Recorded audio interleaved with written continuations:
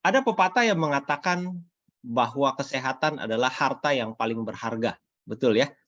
Dan itulah sebabnya mengapa bisnis asuransi, bisnis kesehatan, ya itu menjadi apa namanya bisnis yang terbesar ya, terbesar di dunia ini. Kenapa? Karena semua orang ingin sehat, betul ya? Tidak ada yang mau sakit. Sayangnya jarang yang menghargai kesehatan pada saat dia sehat ya. Orang kalau ditawarin asuransi pada saat dia sehat biasanya kurang begitu tertarik ya. Tapi begitu sakit dia mau cari asuransi. Cuma masalahnya asuransinya yang nggak mau gitu ya. Nah, itu jadi salah satu hal yang menarik. Kesehatan itu baru kita hargai pada saat kita sakit. Dan semakin parah sakitnya, semakin tinggi harga kesehatan itu bagi orang yang sakit. Ada banyak orang yang bekerja untuk mencari harta dengan mengorbankan kesehatan. Tetapi pada saat dia mendapatkan banyak harta, dia akhirnya sakit dan akhirnya ia mengorbankan hartanya untuk mendapatkan kembali kesehatannya. Dan tidak sedikit yang akhirnya kehilangan akan segala-galanya untuk bisa sembuh, tapi ujung-ujungnya tidak sembuh juga. Pada saat kita sakit, apa kira-kira yang ada dalam pikiran kita? Kira-kira apa harapan kita? Apakah doa kita? Apakah doa kita itu sama seperti judul topik kita pada pagi hari ini? Tuhan, tolong sembuhkan saya. Nah, kalau ini adalah doa Anda, kalau ini adalah doa kita, maka topik ini sudah pas, ya, sudah pas untuk kita. Sebelum kita masuk ke dalam pembahasan kita, mari sama-sama sekali lagi kita tunduk kepala untuk kita berdoa. Bapa di dalam sorga, kami datang kepadamu Tuhan untuk belajar akan firman-Mu. Berikan kepada kami Roh Kudus Tuhan untuk mengerti akan apa yang Tuhan inginkan supaya kami mengerti. Biarlah ya Tuhan kami tidak hanya mau mendengarkan apa yang kami suka untuk kami dengarkan, tetapi biarlah kami mau juga mendengarkan apa yang benar yang Tuhan ingin sampaikan kepada kami. Jauhkanlah segala macam gangguan daripada kami Tuhan, bawa kami lebih dekat dan lebih dekat kepadamu. Sembunyikan hamba-Mu di balik salib Yesus dan biarlah Engkau yang semakin besar dan kami boleh lebih mengenal Engkau Tuhan hari ini. Terima kasih Tuhan, dalam nama Yesus kami berdoa. Amin. Nah, di dalam Alkitab ada banyak sekali cerita-cerita tentang kesembuhan. Ya, salah satunya kita bisa lihat di dalam Yohanes pasal 9, Yohanes pasal 5 ayat 1 sampai 9. Yohanes pasal 5 ayat 1 sampai 9. Nah, Yohanes pasal 5 ayat 1 sampai 9 ini merupakan cerita waktu dulu saya belum menjadi Kristen. Cerita pertama yang saya pernah dengarkan dari Alkitab adalah cerita yang terdapat di dalam Yohanes 5 ayat 1 sampai 9. Sesudah itu saya bacakan sedikit. Sesudah itu ada hari raya orang Yahudi dan Yesus berangkat ke Yerusalem. Di Yerusalem dekat pintu gerbang domba ada sebuah kolam yang dalam bahasa Ibrani disebut Bethesda. Ada 5 serambinya. Dan di serambi-serambi itu berbaringlah berbagai macam orang-orang sakit, orang-orang buta, orang-orang timpang, orang-orang lumpuh yang menantikan goncangan air kolam itu. Sebab katanya sewaktu-waktu malaikat itu bisa turun ke kolam itu, mengguncangkan air itu, dan barang siapa yang duluan masuk ke dalam goncangan air itu, ke dalam kolam itu, menjadi sembuh apapun penyakitnya. Nah, di sana ada seorang yang sudah 38 tahun lamanya sakit. Bayangkan, 38 tahun lamanya sakit. Lalu pada saat itu, ketika itu Yesus melihat orang tersebut berbaring, dan karena ia tahu bahwa ia telah lama dalam keadaan itu, bertanyalah dia, berkatalah Yesus kepada orang sakit itu, maukah engkau sembuh? Ayat 6. Jawab orang sakit itu kepadanya, Tuhan, tidak ada yang menurunkan saya ke dalam kolam itu apabila airnya mulai goncang. Sehingga ketika saya sudah mau menuju kolam itu, karena saya tidak bisa berjalan, berusaha untuk merangkak masuk ke dalamnya, orang lain sudah turun mendahului aku, dan saya terlambat dan tidak bisa sembuh. Singkat cerita ini menggambarkan bahwa pada saat itu Yesus berkata kepadanya, bangunlah, angkatlah tilammu dan berjalanlah. Dan pada saat itu juga sembuhlah orang itu, lalu ia mengangkat tilamnya dan berjalan. Ini cerita yang pertama. Wah, betapa indahnya dan bahagianya ya. Setelah 38 tahun dalam penantian untuk sembuh, Yesus datang dan memberikan kepadanya kesembuhan. Dan penyembuhan di kolam Bethesda ini sangat-sangat sederhana. Hanya dengan firman, hanya ketika Yesus berfirman, angkatlah tilammu dan berjalan, maka berjalanlah orang yang tidak bisa berjalan selama 38 tahun lamanya. Tidak peduli sudah berapa lama kakinya tidak pernah digunakan, tidak peduli bahwa kakinya itu mungkin sudah kecil dan hampir hilang karena tidak pernah dipakai, faktanya orang ini berdiri, berjalan, dan bahkan dia sanggup untuk mengangkat tilamnya yang menjadi beban.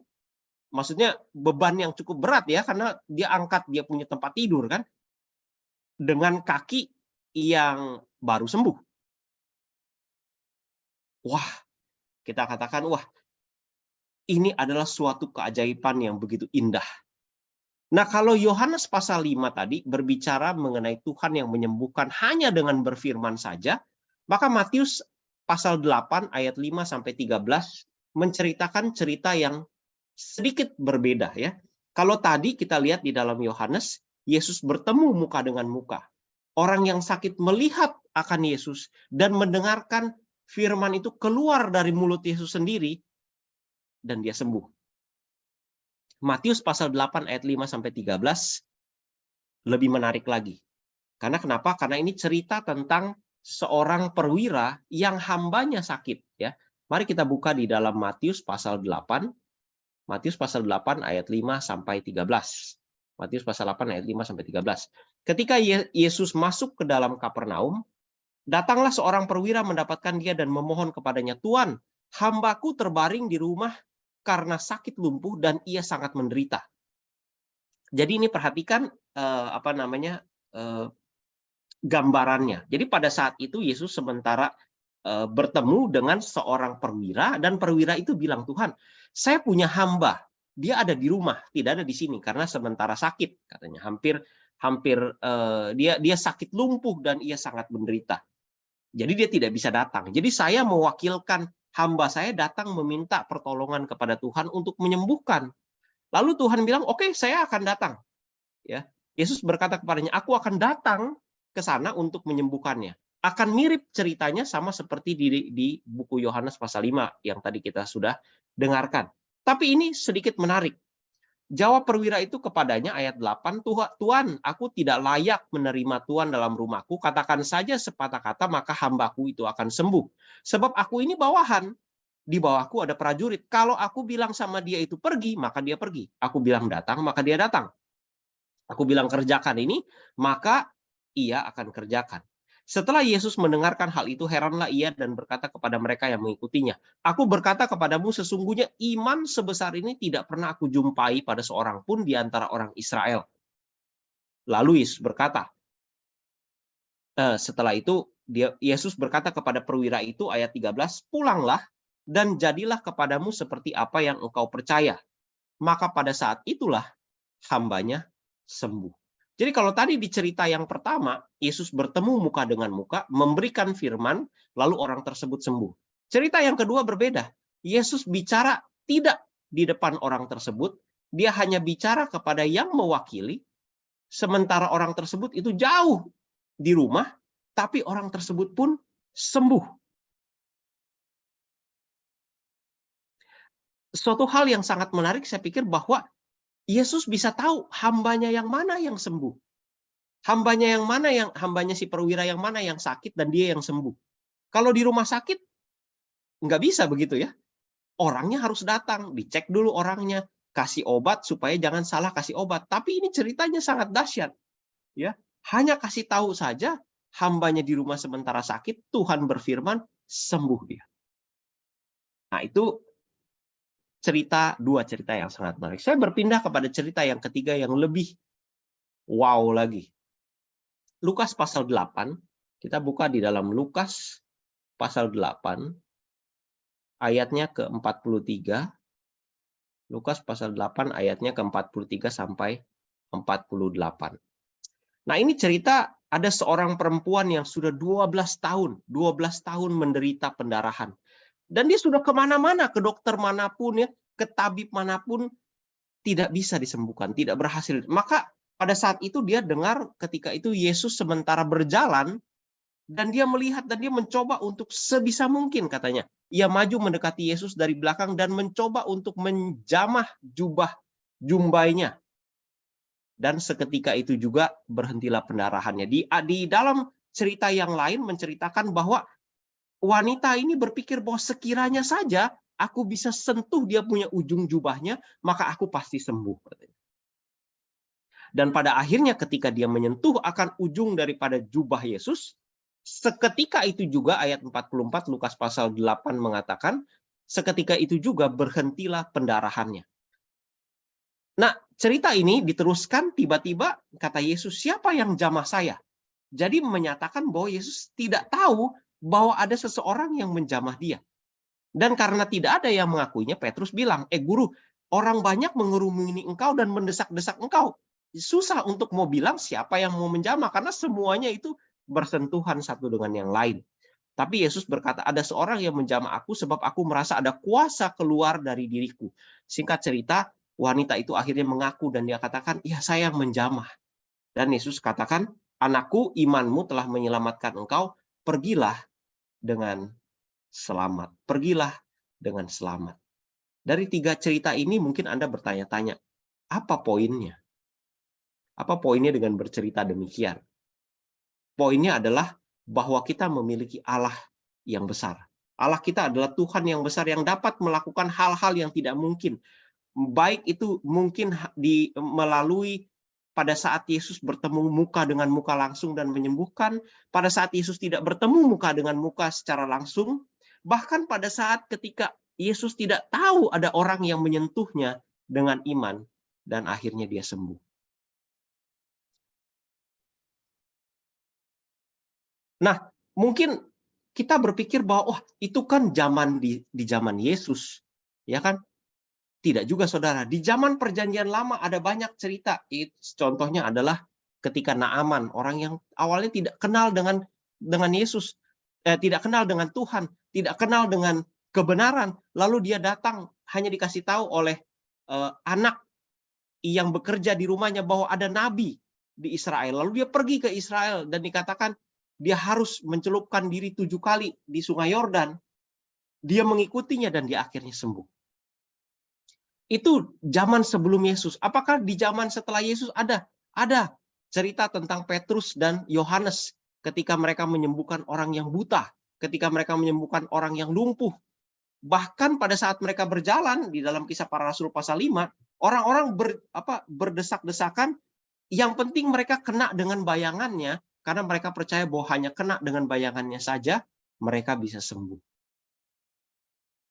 Mungkin Anda katakan, itu kan cerita di Alkitab. Apakah ada cerita yang terjadi penyembuhan di masa yang sekarang? Oh ya, salah satunya adalah Ibu Leong Pitlin mungkin ya. Dia sembuh dan Anda boleh tanya sama dia bagaimana besarnya kasih dan penyertaan Tuhan dan mujizat yang Tuhan berikan buat dia sehingga dia sembuh. Padahal mungkin pada saat itu tidak lagi ada harapan. Poinnya sekali lagi apa? Kita memiliki Allah yang besar. Kita memiliki Allah yang besar. Ada kutipan yang mengatakan bahwa Tuhan kita adalah Tuhan yang bekerja di dalam kemustahilan. Kenapa? Karena ia Tuhan. Kalau dia bekerja dalam hal kewajaran, sesuatu hal yang mungkin terjadi dan dia lakukan itu, maka dia bukan Tuhan. Tapi dia sama seperti saya, manusia juga ya. Justru karena dia Tuhan, dia bisa melakukan hal yang tidak mungkin. Dan itu adalah cerita-cerita indah yang kita suka untuk dengarkan. Tapi saudara sekalian, sejujurnya Alkitab tidak hanya bercerita tentang mujizat kesembuhan, tidak hanya bercerita tentang permohonan yang dikabulkan. Ada cerita-cerita yang ketika seseorang sakit tidak sembuh, bukan oleh karena tidak memiliki iman. Salah satu contohnya kita bisa baca di dalam 2 Raja-Raja 13 ayat 14. Mungkin kalau ada yang tahu Nabi Elisa adalah pengganti Elia. Nabi Elisa itu di akhir daripada pelayanannya dia sakit. Bayangkan seorang nabi yang setia, yang melayani Tuhan kemana saja, dia sakit, dan sakitnya itu sampai pada akhirnya membuat dia meninggal. Dia tidak sembuh. Paulus, kita tahu ceritanya bahwa Paulus menulis bahwa dia memiliki duri dalam daging dan dia meminta Tuhan untuk mengambil duri dalam dagingnya atau mengambil atau mengangkat penyakitnya, dan Tuhan katakan kasih karuniaku bagimu adalah cukup. Tuhan katakan tidak. Ketika Maria dan Marta memberi kabar kepada Yesus bahwa Lazarus sementara sakit keras, dan sekiranya mungkin Yesus cepat datang supaya Lazarus itu bisa sembuh. Tapi kita tahu ceritanya, Yesus bahkan sengaja menunggu lebih lama, bahkan sampai Lazarus meninggal oleh karena sakit. Lalu bagaimana? Kalau saya berdoa, Tuhan tolong sembuhkan saya, apakah saya akan sembuh? Nah, sebelum kita menjawab dan sebelum kita melihat lebih lanjut, saya ingin kita mundur sedikit dan kita melihat ayat yang begitu kita kenal ya. Bahkan mungkin dari semenjak kita kecil kita sudah sering dengar ini. Yohanes 3 ayat 16. Karena begitu besar kasih Allah akan dunia ini, sehingga ia telah mengaruniakan anaknya yang tunggal, supaya setiap orang yang percaya kepadanya tidak binasa, melainkan beroleh hidup yang kekal. Kalau saya ingin memberikan suatu perumpamaan begini ya. Kalau saya punya anak, satu-satunya anak saya, dan saya korbankan anak saya untuk anak tetangga, ya. Misalnya contoh, tidak usah saya korban, anggaplah misalkan anak tetangga saya ini dia punya masalah dengan ginjalnya dan dia harus transplantasi ginjal supaya dia bisa sembuh. Maka kalau saya katakan, Bapak Ibu tetangga, saya mau kasih ginjal saya untuk anak Bapak dan Ibu. Atau saya mau kasih ginjal anak saya lah untuk Bapak dan Ibu. Maka sebenarnya saya lebih menghargai siapa? Saya lebih sayang sama siapa? Sebenarnya kalau kita mau bandingkan. Saya lebih sayang sama anak tetangga saya, betul ya? Kalau kita main catur nih, kalau kita main mungkin tidak, saya harap mudah-mudahan semua tahu permainan catur ya. Tidak ada seorang pemain catur yang mau mengorbankan menterinya untuk digantikan dengan pion. Kenapa? Karena nilainya itu lebih rendah. Tentulah pada saat saya mau pertukaran akan nilai, maka saya akan menukar pion dengan menteri. Saya mengorbankan sesuatu yang lebih kecil untuk mendapatkan sesuatu yang lebih besar. Itu adalah suatu hal yang normal. Saya mengorbankan sesuatu yang saya miliki untuk seseorang yang saya kasihi, karena saya lebih mengasihi orang tersebut dibandingkan sesuatu yang saya korbankan. Mudah-mudahan ini cukup bisa masuk akal ya. Pada saat Allah mengorbankan anaknya untuk Anda dan saya, supaya Anda dan saya tidak binasa, tetapi yang binasa yang mati di atas kayu salib adalah anak saya, maka sebenarnya kalau kita mau bandingkan, yang mana yang lebih dikasihi oleh Allah? Anaknya atau Anda dan saya? Kalau saya mau katakan, tentulah yang lebih dikasihi adalah Anda dan saya. Sebab kalau ia lebih mengasihi anaknya, maka kita tidak akan bisa memiliki keselamatan. Ya, saya ingin memberikan kepada kita suatu pandangan bahwa betapa besarnya kasih Tuhan buat kita, sampai-sampai ia mengorbankan sesuatu yang paling dikasihinya, sesuatu yang hanya itu yang dia milikinya satu-satunya, untuk kita, untuk Anda dan saya. Nah, jadi apa poinnya? Kenapa saya mengungkapkan suatu hal dari Yohanes 3 ayat 16? Kalau anaknya satu-satunya saja ia korbankan untuk Anda dan saya, berapa sih artinya memberikan kesembuhan dan kesehatan buat kita? Apakah itu sebanding dengan mengorbankan anaknya yang tunggal? Tidak, bukan? Memberikan kesembuhan seperti apa yang kita lihat di dalam cerita-cerita 3 cerita sebelumnya, itu hanya dengan firman. Hanya semudah membalikkan telapak tangan. Betul? Mudah sekali untuk Tuhan bisa menyembuhkan kita. Jadi pertanyaannya adalah, jika memberikan kesembuhan bagi Tuhan itu semudah membalikkan telapak tangan, mengapa ketika saya berdoa, saya tidak kunjung sembuh? Kan itu ya? Apakah karena iman saya kurang? Apakah karena orang yang berdoa buat saya itu tidak banyak? Apakah karena iman yang mendoakan saya itu kecil? Tapi kalau kita lihat cerita di dalam Alkitab tidak demikian. Sebab kalau iman yang besar memberikan kepastian akan kesembuhan, maka pada saat Paulus meminta supaya duri dalam dagingnya diangkat, Tuhan pasti akan kabulkan. Tuhan pasti akan angkat duri dalam dagingnya. Tapi Tuhan tidak mengatakan itu. Tuhan katakan, kasih karuniaku buatmu cukup. Artinya apa? Artinya Tuhan katakan tidak.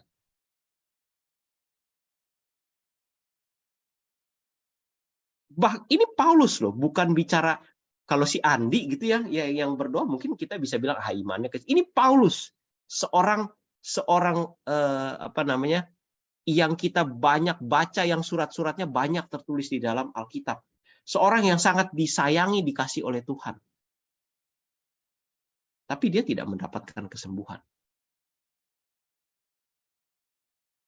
Di dalam Alkitab kita belajar ada beberapa kasus tentang orang sakit. Ya. Ada yang sakit oleh karena melanggar akan hukum Allah, baik itu hukum kesehatan maupun hukum moral. Kita juga merasakan dan melihat ada banyak ceritanya sekarang ini. Ya, tidak perlu dibahas lebih lanjut. Kita sudah tahu contohnya Adam dan Hawa, mereka akhirnya sakit oleh karena melanggar. Ya. Lalu ada yang sakit oleh karena korban pertentangan besar setan dengan Allah, contohnya Ayub. Ayub sakit bukan karena dosanya dia. Ya kan kita bisa baca di dalam Ayub pasal 1, pada saat itu setan datang dan bilang sama Tuhan, Tuhan bilang sama setan, dari mana kamu? Oh, saya dari keliling dunia. Lalu Tuhan bilang, kamu lihat nggak hambaku Ayub, dia begitu setia ya, menjauhi kejahatan, menjauhi dosa. Terus setan bilang apa? Oh, jelas aja dia setia. Karena Tuhan menjaga akan hartanya, Tuhan menjagakan kesehatannya, ada pagar di sekelilingnya, melindungi dia, menjauhkan dia dari masalah dan dari bencana. Tuhan bilang, oke, kalau misalkan begitu, silahkan kamu jamah dia. Dan kita tahu ceritanya, Ayub kehilangan hartanya, Ayub kehilangan kesehatannya, bahkan istrinya sendiri katakan, kamu kutukilah Allahmu dan matilah. Kenapa? Istrinya sendiri yang tahu. Jadi kita itu yang paling tahu diri kita itu siapa, itu orang di rumah. Ya, si Andi mungkin bisa saja bicara begini dan begitu, tapi orang di rumah, anak istrinya itu yang paling tahu dia itu seperti apa. Nah, ini istri Ayub yang paling tahu Ayub itu seperti apa. Dia tahu persis bahwa Ayub itu adalah orang yang setia. Dan kalau orang yang setia seperti ini akhirnya sampai jatuh kepada sakit dan penyakit, kehilangan segala-galanya, yang salah itu bukan dia, yang salah itu Tuhan. Kenapa? Karena dia ini adalah orang yang setia. Dia ini tidak pernah melakukan kesalahan. Ini istrinya sendiri yang bilang.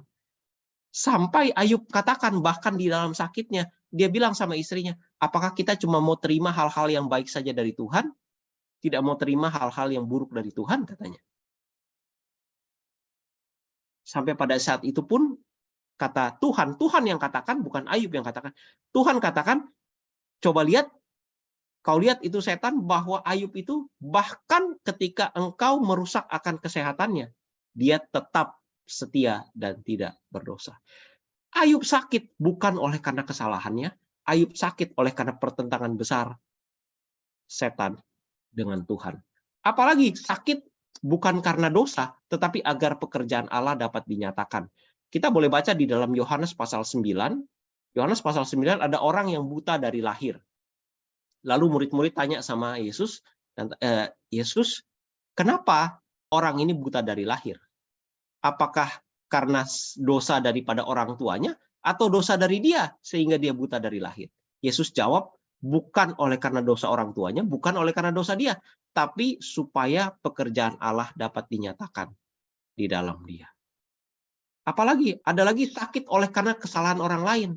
Ini Mephiboset ya. Mephiboset itu adalah keturunan daripada Saul ya.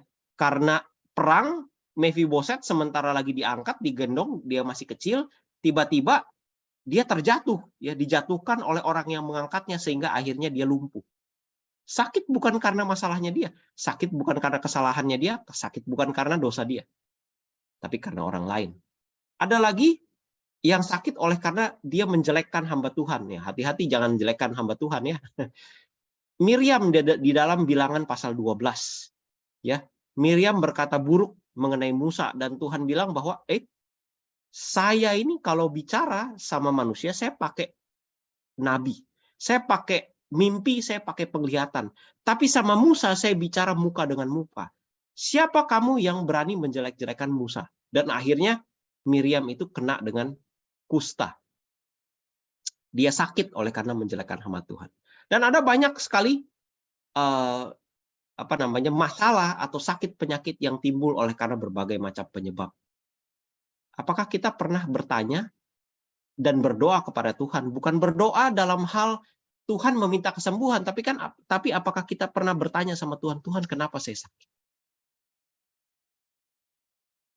Dari sekian banyak, masalahnya begitu banyak, penyakitnya begitu bermacam-macam, terus apa yang kita bisa ambil dari cerita-cerita tersebut? Apakah ada benang merahnya? Oh ya, salah seorang penulis Kristen mengatakan bahwa penyakit tidak pernah datang tanpa ada sebabnya. Pasti ada sebabnya. Di sekian banyak semua hal-hal ini, semua ada sebabnya. Roma 8 ayat 28 mengatakan bahwa Allah turut bekerja dalam segala sesuatu untuk mendatangkan kebaikan bagi mereka yang mengasihi Dia. Apa artinya? Apakah Allah turut bekerja dalam hal-hal yang baik saja untuk mendatangkan kebaikan bagi mereka yang mengasihi kita? Enggak. Ayatnya ini mengatakan segala sesuatu. Segala sesuatu. Di dalam segala sesuatu, ada tangan Tuhan untuk mendatangkan kebaikan buat kita yang mengasihi Dia. Segala sesuatu itu bukan hanya hal yang baik-baik saja. Mungkin juga termasuk hal-hal yang tidak baik menurut pandangan kita, itu juga bekerja untuk mendatangkan kebaikan buat kita. Sebab tujuan Tuhan yang terbesar buat kita bukan kesembuhan kita, tetapi keselamatan kita. Di dalam Yohanes 3 ayat 16 mengatakan, karena begitu besar kasih Allah akan dunia ini, Ia mengaruniakan anaknya yang tunggal bukan supaya kita sembuh, tetapi supaya kita mendapatkan selamat, supaya kita percaya dan kita selamat. Satu-satunya keinginan Tuhan adalah untuk menyelamatkan kita. Dan kadang-kadang pada kasus-kasus tertentu, keselamatan itu datang dari sakit penyakit.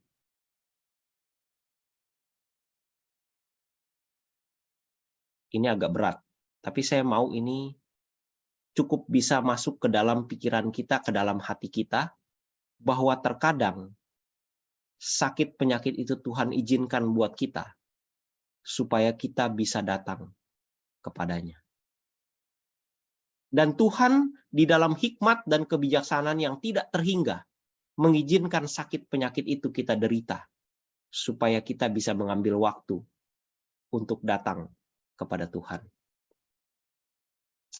Jadi daripada kita berdoa, Tuhan tolong sembuhkan saya.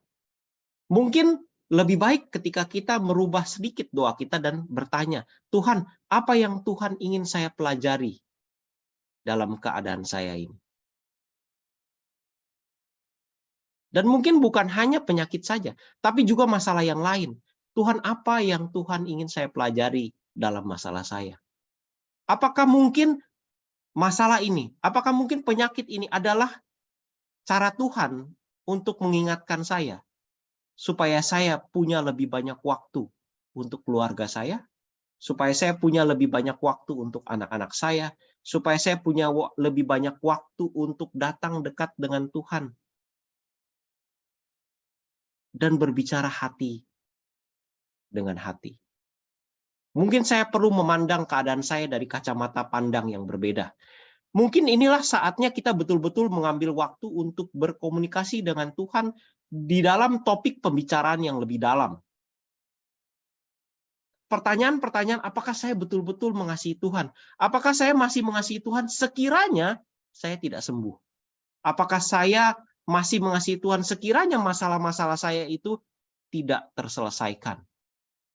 Apakah kesembuhan, apakah lepas dari masalah adalah satu-satunya hal yang paling penting dalam hidup saya, sehingga tidak ada hal lain yang bisa atau yang lebih penting daripada itu? Apakah hanya ketika saya sembuh, itu berarti bahwa Tuhan mengasihi saya? Sehingga ketika saya tidak sembuh, itu artinya Tuhan tidak mengasihi saya. Apakah ketika saya tidak sembuh, maka iman saya akan hancur? Sebab faktanya adalah, jika Tuhan menyembuhkan kita, maka itu oleh karena Ia mengasihi kita.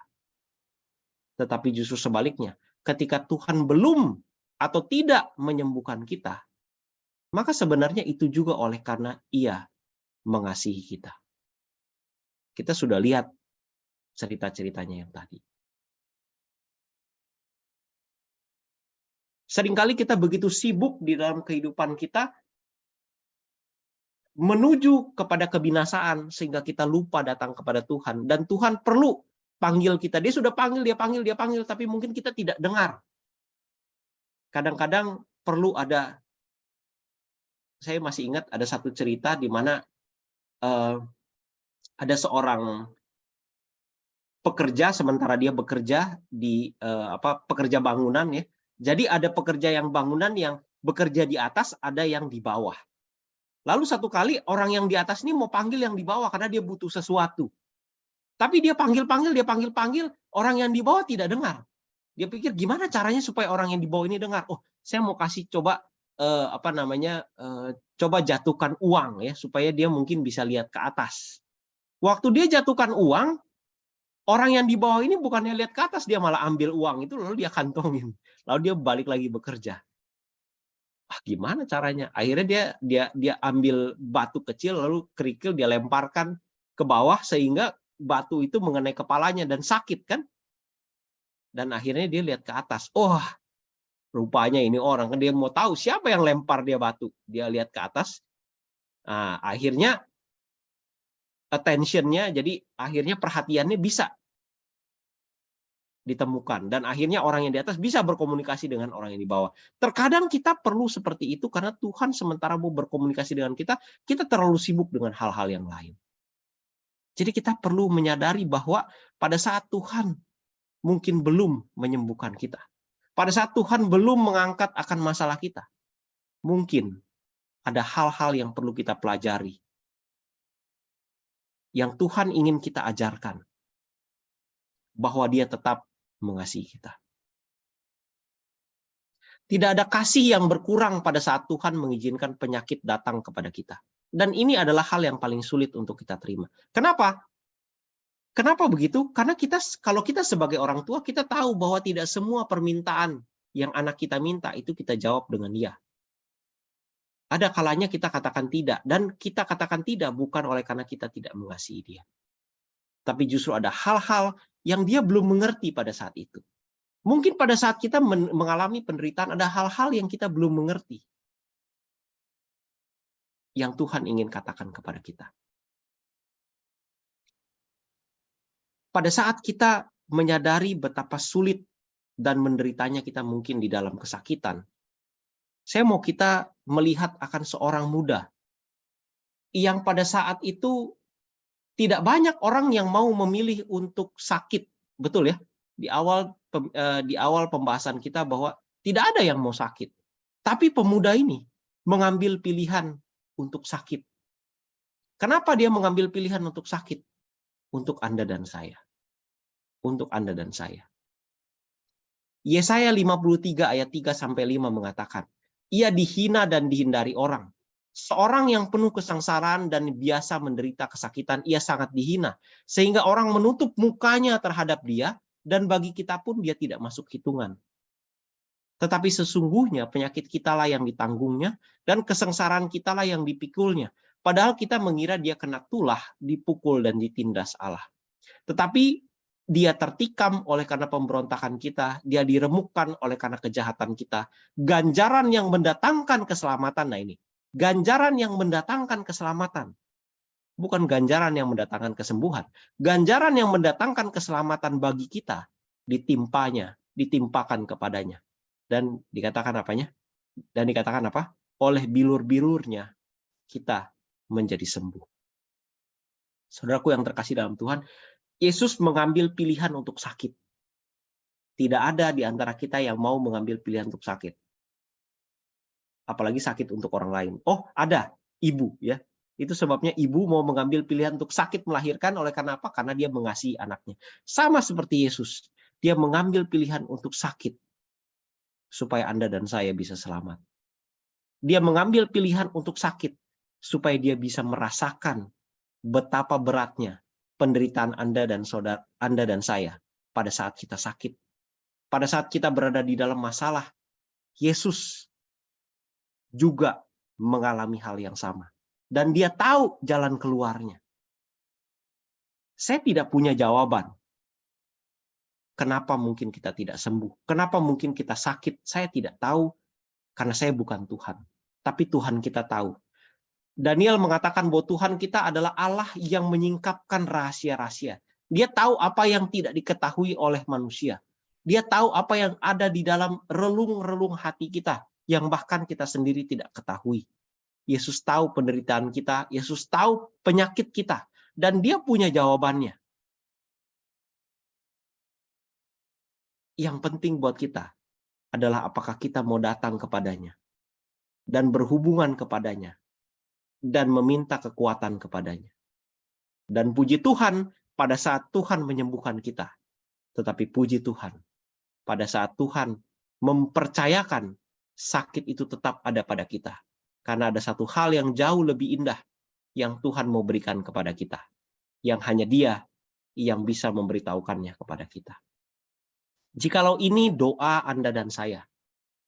Jikalau ini yang kita mau coba doakan kepada Tuhan dan katakan, Tuhan, ajarkan saya apa yang saya perlu pelajari dalam keadaan saya. Saya mengundang kita semua untuk tunduk kepala dan kita berdoa. Bapa di dalam sorga, Engkau tahu setiap masalah kami. Engkau tahu setiap sakit penyakit kami. Engkau tahu kekurangan, kelemahan, dosa, dan kesalahan kami, Tuhan. Kerinduan hati kami yang sakit adalah untuk sembuh. Kerinduan hati kami yang dipenuhi dengan masalah adalah supaya masalah kami terselesaikan. Sebab itu adalah suatu hal yang sangat wajar buat manusia, Tuhan. Kami ingin supaya segala masalah kami diangkat. Tapi kami mau belajar, Tuhan, bahwa Tuhan tidak selalu berjanji langit akan selalu biru. Langit akan selalu cerah, tidak ada hujan, tidak ada petir, tidak ada badai. Tuhan tidak pernah berjanji bahwa pada saat kami meminta akan Tuhan mengangkat masalah kami, mengangkat akan sakit penyakit kami, Tuhan akan angkat. Tapi Tuhan berjanji akan selalu berserta dengan kami dan akan mengaruniakan keselamatan kepada kami. Tuhan, ajarkan kepada kami sesuatu hal yang jauh lebih besar, jauh lebih penting dibandingkan masalah kami, dibandingkan dengan sakit penyakit kami, Tuhan. Kami mau datang kepadamu, kami mau memohon akan kasih karunia Tuhan boleh melimpah ke dalam hidup kami. Dan biarlah renungan kami pada hari ini, Tuhan, memberikan kepada kami kekuatan untuk tetap bergantung kepadamu, Tuhan. Sama seperti 3 orang Ibrani di Babylon, Hanaya, Misael, Azaria, yang kami kenal dengan Sadrak, Mesak, dan Abednego. Yang mengatakan bahwa pada saat kalau Tuhan mau melepaskan kami dari perapian yang menyala-nyala dan dari tangan Nebukadnezar, Tuhan akan sanggup dan akan melepaskan. Tapi sekiranya tidak, ketahuilah bahwa kami akan tetap percaya, kami akan tetap beriman kepada Tuhan, dan kami tidak akan pernah berpaling dari Tuhan. Kami berdoa, Tuhan, di dalam nama Yesus yang adalah Tuhan dan Juru Selamat kami. Amin.